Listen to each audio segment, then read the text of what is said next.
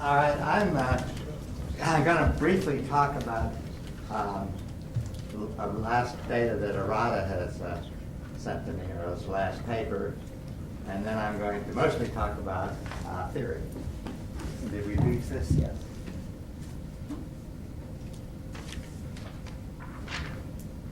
Oh, this is somebody else's curve. No, where did mine disappear? Okay. The reason I'm going to show the Arata thing is to show that has continued his work and still gets excess heat. And he makes a statement at the start of his latest publication in Proceedings of Japan Academy. And I think it represents the view of somebody who's worked on this problem for a decade. And I think it's worth listening to. He claims that with his DS cathodes, the way he runs it, that he always gets excess heat. He claims 100% reproducibility for excess heat sustained over several thousand hours. And again, this data, this last experiment, continues the same kind of experiments he's done in the past. Well, Mike has talked a good bit about that, so I will just go through this fairly quickly. It's pretty much the way that he did the experiment with light and heavy water. In this case, in this last experiment, he's using a bulk cathode, just a piece of metal, as opposed to his palladium bottle, which is filled with powder. He runs side-by-side calorimeters, same current through both cells, and a temperature rise water type of calorimetry in the arrangement. And the cells are this calorimeter arrangement is in a dewar, has the recombination of the catalyst.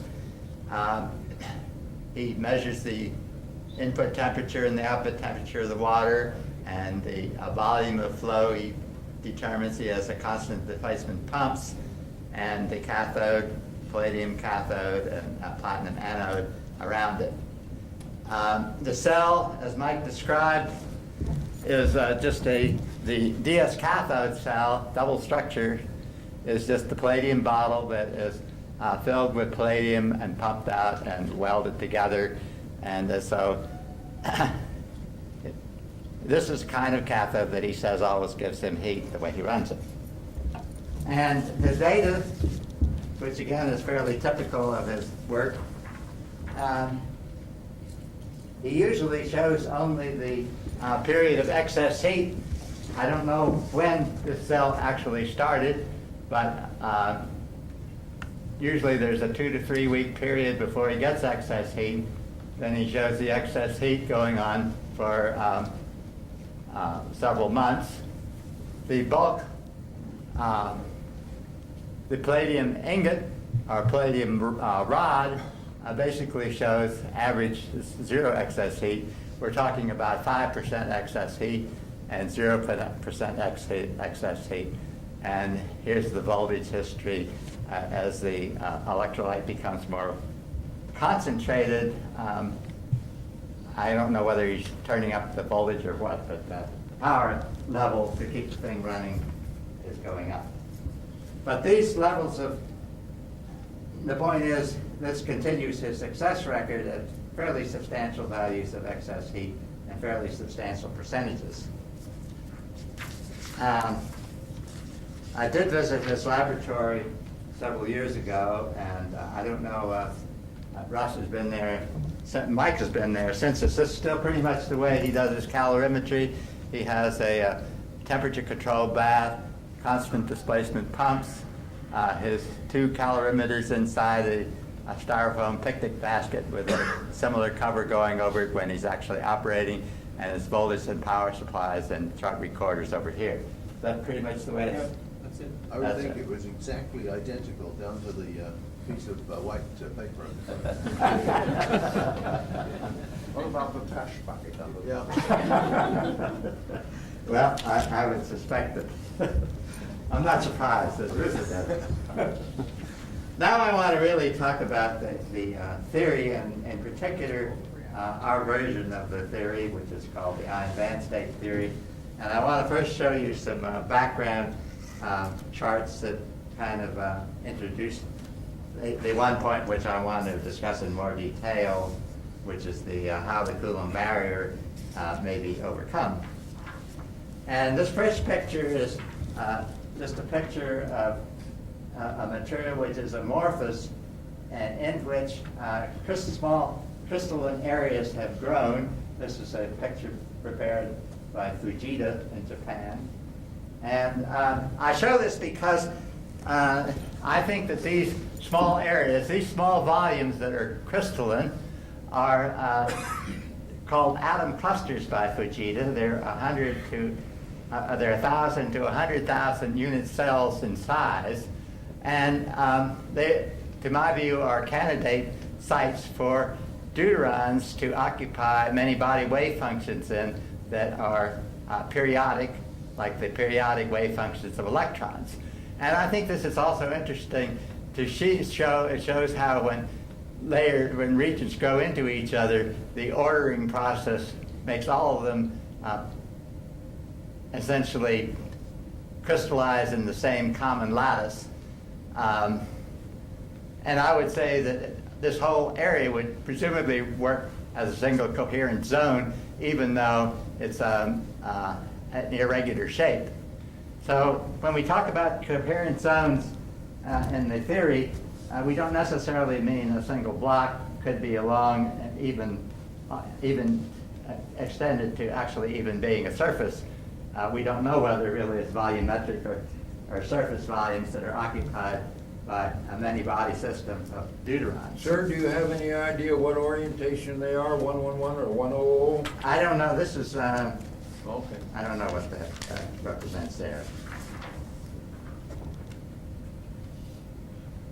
Okay, now what I want to emphasize is that during steady production of heat, we've talked about nuclear particles today, and there's no question that nuclear particles are sometimes seen, but during steady production of heat and no major changes in loading, the fundamental process has to be radiationless. And if you see the very low levels of neutrons that are sometimes reported, we're talking about typically a million fusion events per neutron or per gamma ray. So I think a theory that has to address the primary production process has to very seriously take that into account. Also, I want to emphasize that everybody agrees, the physics community, chemists and everybody agree that there is a form of cold fusion which is known, but it's not radiationless. And it is cold fusion produced in tunneling in very small molecules, which are produced when muons enter a deuterium-containing medium. These muons are 500 times heavier than normal electrons. They have a negative charge. They create very tiny D2 plus molecules. The deuterons are then so close together that you do get tunneling between the two deuterons, and you do get the normal type of fusion reaction producing either energetic neutrons with helium-3 or protons with tritium. There's no way that this energy released in a very small volume can give you anything but energetic particle decay. 2 particles in, 2 particles out, conservation of energy and momentum. And it provides no mechanism to give you radiationless dissipation of the available nuclear energy. So I have a very strong feeling against any theories that are based upon tunneling. So what other process could possibly enable a nuclear reaction to occur? You have to have wave function overlap, and tunneling is certainly one way of getting it. However, nature has another way of providing or responding to particle-particle repulsion. And the classic illustration of this is the electrons in the helium atom. Now, when you have a helium atom, you have two electrons that repel each other just as strongly as two deuterons do in a D2 plus molecule. And, but nature doesn't make these electrons sit in two side-by-side clumps like a molecule.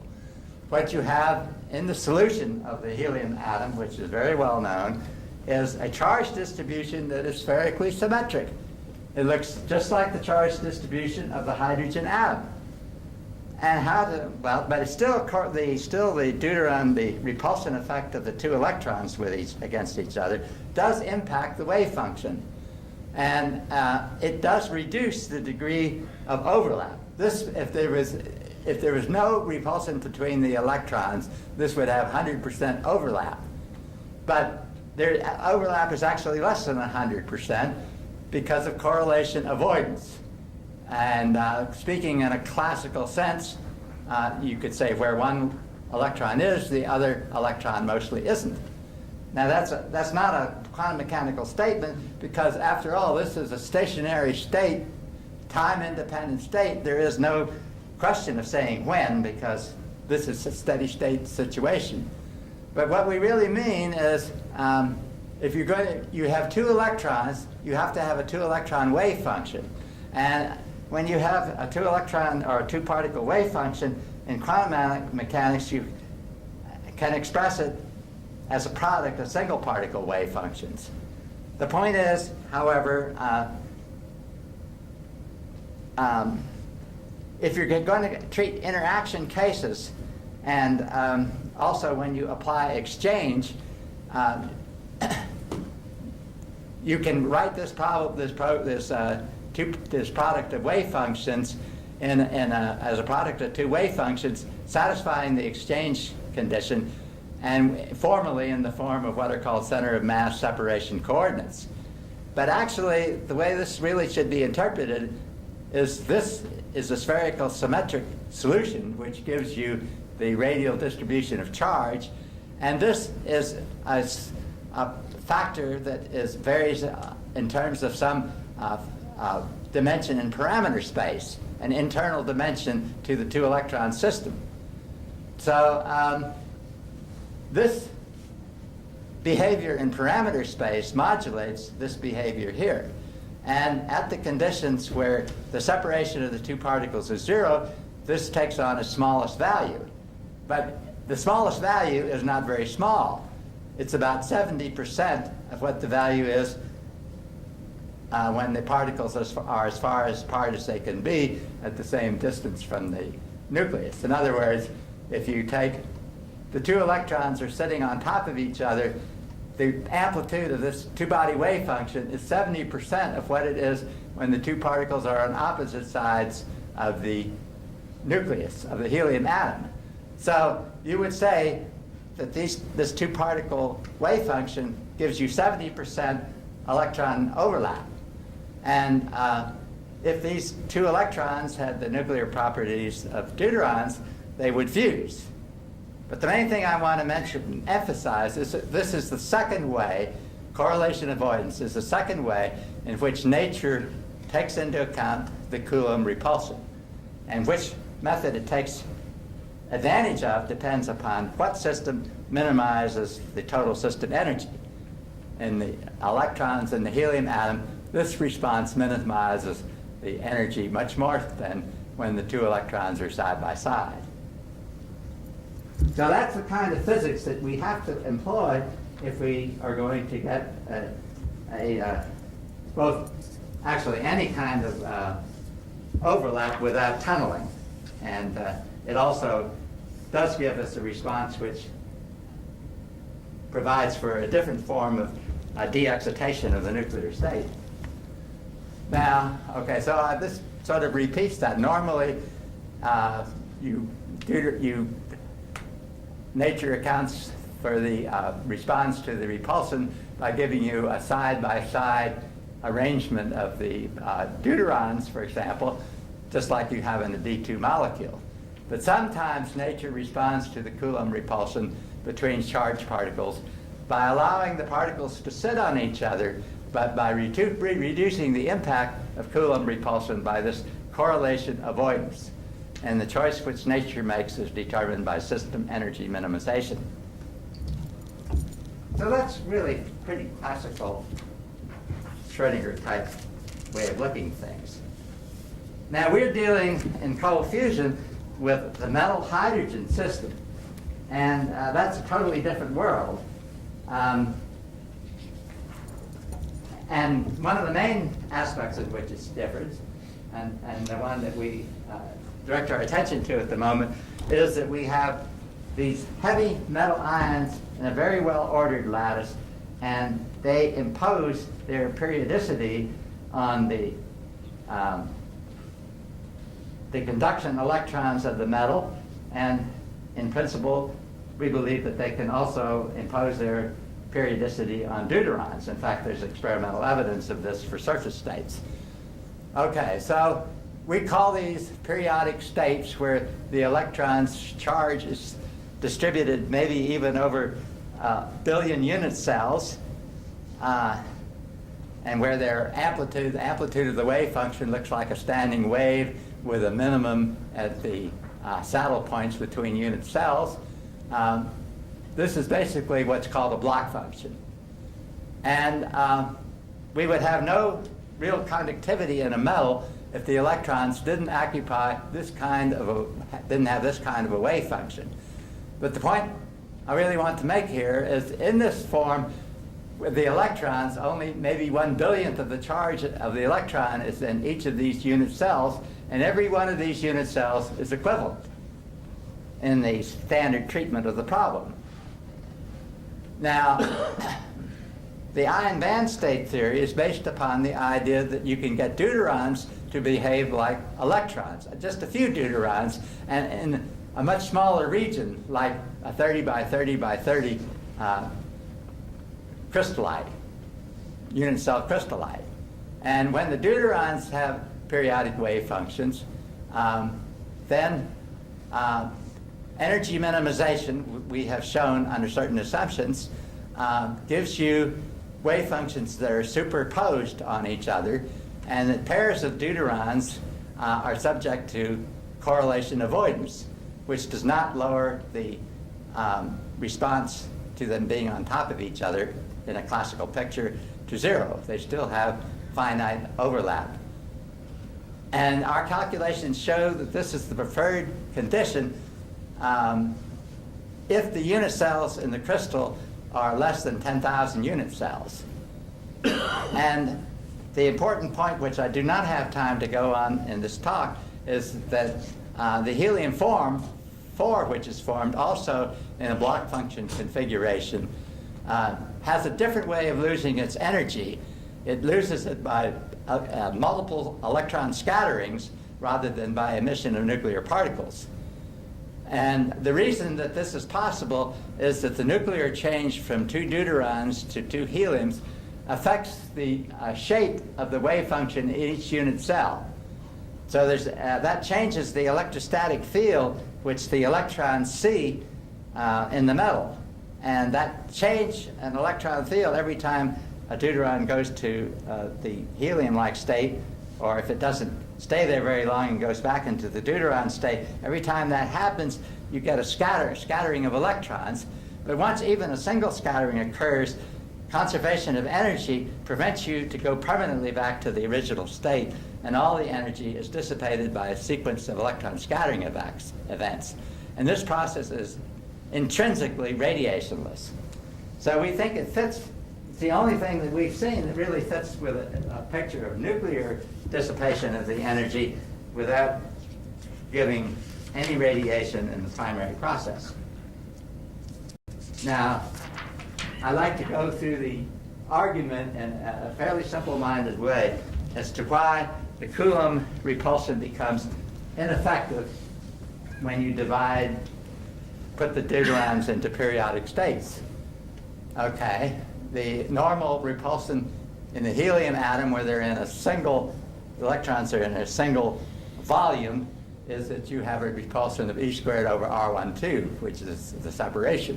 And there's a singularity in the Coulomb repulsion at that point.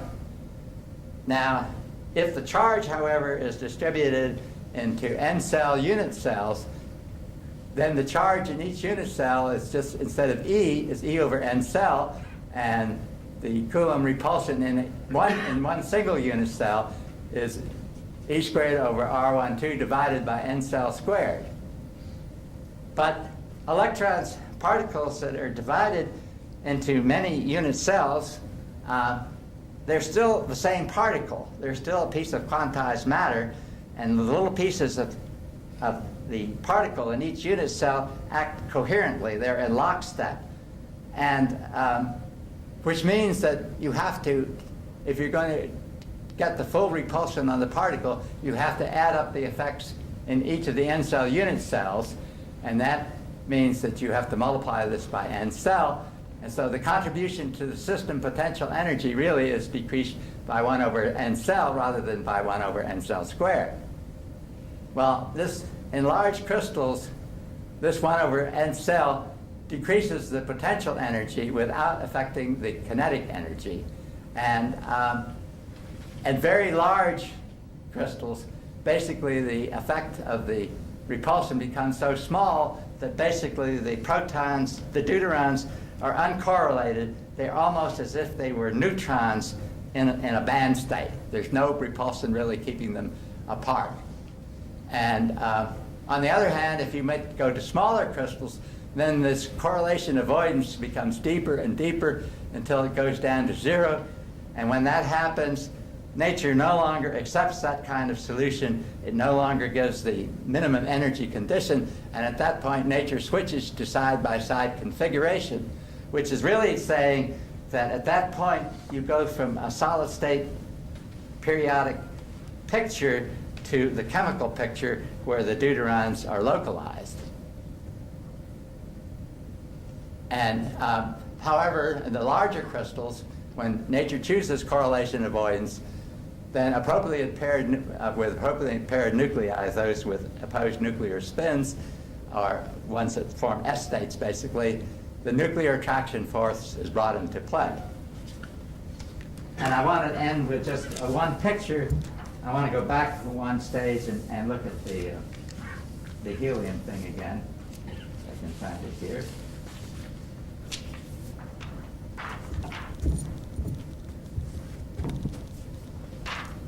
Okay. The type of wave function which we're concerned with a two-body wave function, one part giving the position in physical space and the other position in parameter space. That's the same form of wave function that you use for the case of deuterons and Bloch states in a metal. Now, the point is, this theory, that, as we've described, is that both of these wave functions are, both of them are Bloch functions. Now, if you put two uncorrelated electrons in the metal, you have two electrons described by independent Bloch functions. And to our view, when you rearrange this picture or write the mathematics more in terms of what the real situation is in this case, both of these need to be Bloch functions. And this final view graph shows what the general picture of the wave functions are in this case. You can visualize the distribution in physical space is just like the electrons, with each unit cell having an equal amount of charge. And the G of R function that modulates the amplitude of that, if it's a Bloch function, then it also has n cells in separation space, as we call it, and these n cell cusps are the points at which they're n cell such points at which avoidance is created and the wave function amplitude is reduced. So this follows, if you can write the two-body wave function as the product of two Bloch functions, then this theory occurs. And so really the question that cold fusion gives to us, where it tells us, where it impacts physics, is whether this expression that we just had up there is probably described by the product of two Bloch functions. So I view cold fusion as a test of the effective symmetry on two-particle wave functions. So I think that's all I should go into today.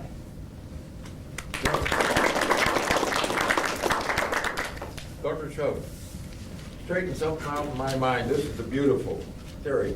But if I'm correct, the deuterium, the two that come together, have to lose some mass in order to create the energy that goes into the creation of the helium. In other words, the egg has to come before the chicken. They have to, in the process, they lose mass, right? Now, I don't quite understand your statement about the helium when the other has to precede it. Well, if two deuterons come to create a helium and it's created with excess energy, that time there's no loss in mass. The loss of mass occurs. Now wait a minute. The loss of mass go occurs. through that slowly. Okay. When two deuteriums come together, Yeah. all right. Suppose there's no electron In order to scattering. give any energy, they have to lose mass. No, Because the helium has less mass than the two deuteriums. that's the final state of helium has less mass. How louder? The final state of helium, the ground state of helium, has less mass than the Right. two deuterons. Absolutely. So it has to happen before Now, the now, creation. let's forget, let me go through that. May I? Okay. Suppose they come together and they don't lose any energy. Then they go right back where they were, right? If they come Oh, I don't together think and they that's don't lose, possible. huh? I don't think that's possible. Well, that's the way reactions work. If they don't dissipate energy, they'll go right back.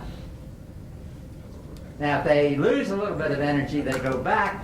They lose a very small amount of mass, but they can't go quite back. They have to borrow energy to go back. And they can only stay in that second state for the Planck time, delta E over H or whatever it is. They're caught between this thing. Okay. And every time they go back, they lose a little bit of mass, which is in the form of energy that's distributed and transferred to the You electron. say they're oscillating between? They go through, that's the way I like to, it's a semi-classical view, but I like to view it as oscillating. They're oscillating, you see, Right. between creation and decreation, so Right. to speak. But it's all over in something like 10 to the minus 12 seconds. Oh, yeah. So, whether that's, if you add up all the Planck times, they only amount to about 10 to the minus 12 seconds. So, that's maybe an impure way of looking at it, but I think it's a realistic way. Okay, very nice talk. I've got a couple comment and a question. The comment is this: you talk about electrons, electron wind coming off of that, and that would be consonant with one of the things that I mentioned in my talk. The other thing is this: you have to have a wind of deuterons usually in this thing to get heat. Now, how does that work in your theory? Because it seems to me all you need is the deuterons in the lattice with no exterior wind of deuterons to keep this thing going. So how do you get around that? Well, this is a kind of a reaction between two stationary states. We're not talking about how the deuterons get replaced by, say, diffusion and the conversion of chemical deuterons to fan-state deuterons. This is just the basic process of one pair of deuterons turning into a helium atom. Okay, except if we stop change. the current, the excess heat goes away so fast, you'd be shocked if you haven't done the experiment. Except heat after death. You can get heat after death, but you can Well, account I for mean, that I'm just from trying an to show interior you. current that's now working its way out. I'm not telling you how the whole electrolytic cell and the whole process of getting things into band states and all that. No, but you see my point? I'm saying that it seems like in either heat after death or the regular thing, you've got to have have to have a deuteron wind. And I don't see that enters into your theory at all here. Well, this doesn't treat the diffusion of deuterons to replace the ones that are converted to helium. No, that's a different part of the problem. This is talking only about conversion of deuterons and how the Coulomb energy, Coulomb repulsion, doesn't really play a role if you get things into this state where you have correlation avoidance. But I'm still not sure you see my point. I'll talk to you afterwards. 10 to the I minus agree 12 with you. I seconds, think you're getting diffusion. Nothing moves in 10 to the minus 12. I mean, in a diffusion through the crystal, you wouldn't get any movement. So that, you know, in the 10 to the minus 12 seconds that it takes to go through all the relaxations, you really wouldn't But have again, he's diffusion. not bringing in any, he doesn't have any wind anywhere, of deuterons anywhere in his model here. Well, I'm not Yeah, this explaining is- everything. This is Wait a just that minute. little one narrow. Well, that's the problem in cold fusion, because if you don't explain everything, you've got, you know, loose things Yeah, that, that does bring up another unexplained point. It seems in this, you would get essentially every other, I mean, some of them would have spins wrong, half of them, so how do you account Probably for this? 1 out It's of about 9 one has out of- correct spins.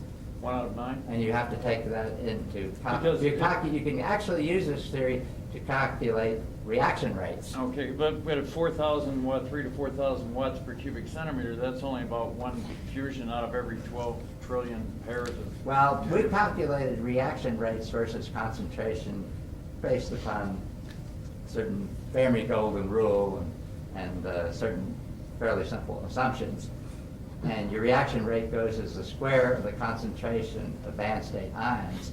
And it's not hard to get a kilowatt per cubic centimeter, even with only 1/9 of the pairs being active. Oh, that, actually, my question is the other end of it. How does your theory account for the fact that there are so few fusions among so many deuterons in the leads?